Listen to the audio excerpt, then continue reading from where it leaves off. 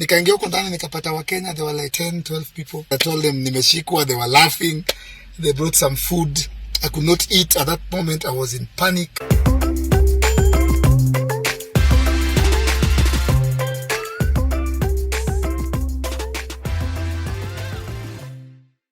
By now, we all know that Eric Omondi had been arrested 2 days ago and he was put in a police cell for a couple of hours, around 4 hours, which according to him, it was his first time to be arrested, to be in a police cell precisely. Like he came to reveal that he has never been in a police cell before. Wow. How lucky can he be? Because some of us, police cells are like our home, if you know what I mean. But anyways, I remember after he was arrested and released, he came through and briefly narrated his experience, from the time he was arrested, spending some hours in a police cell to the time he was released. But now guess what? He has come through and expounded on that, where he went ahead and shared a video through his Instagram page, and I'll leave you guys watching that clip courtesy Eric Omondi on Instagram, and then tell us what you think down in the comment section. Is he even ready for this coming Tuesday? But I'm very sure everything will be organized well, unlike this past Tuesday. Yeah, it was chaotic, man. But anyways, watch, then tell us what you think down in the comment section. Subscribe if you haven't. Follow me on Instagram, blissguy.ke, and I'm gonna see you guys in the next one. Hi guys, Eric Omondi here. Thank you very much for all the calls, all the messages. I've received so many calls from friends, fans, family. I'm okay. People asking if I'm okay. I want to say I'm okay. I thank God. It's amazing. It's unbelievable that I have no scratch on my body. I cannot explain it. So people have been asking if I'm fine, especially with what happened around the police car, and some people want to know exactly what was going on. Now, at that particular time, there was a lot of tempers flared, and the police went up, I went up, and then there was a moment of panic when I realized I was actually getting arrested. Because all along I thought we were in a demonstration and then they're going to scatter us or allow us. But then when the OCS came and said, arrest him, then nikasema, kwani wananishika? So at that, what you're seeing around the police car is a moment of anger from the police and a moment of panic from myself.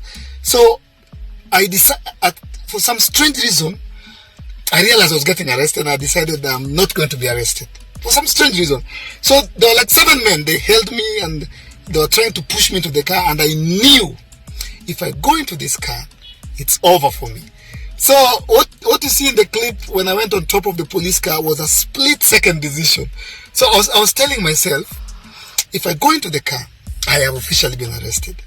So when they were trying to push me in, within that split of a second, I told myself, jump on top of the car, onto the bonnet, and then I was seeing Jaguar, and then run, because now I was alone, run towards, outrun the police to Jaguar, give him the document, and then victory.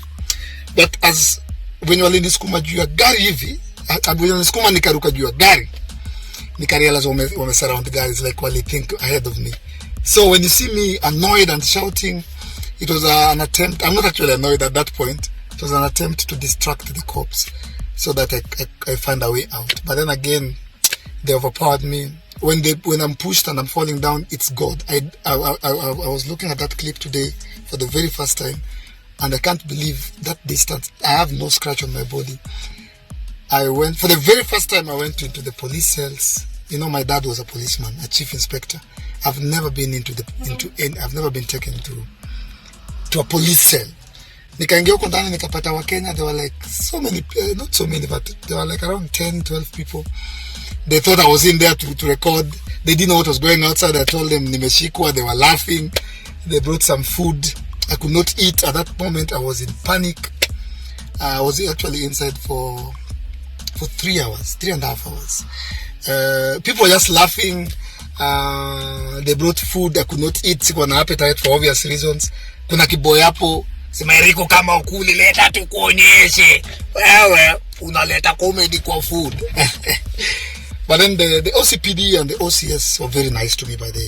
After we met, they called me and explained to them what I was trying to do. and then they said, kijana, mazi, next time we fight na police. Yeah. So that's exactly what happened. And thank you very much for your prayers. Thank you for your concern. And this place, 75% Kenya, will pass. It must pass. Because it's for the good of everyone. I mean, even these MPs, they have children. Even Jaguar has a son who will become a musician. Even you there, if you're not a musician, your cousin, your uncle, your step-nephew, your uncle's sister's grandmother's uncle, whoever, we are supporting Kenyan music because it affects us. And so I know it will pass. On Tuesday, we are back at it at the Parliament building until it is passed. Thank you for your concern. Thank you for your prayers. Aluta continua.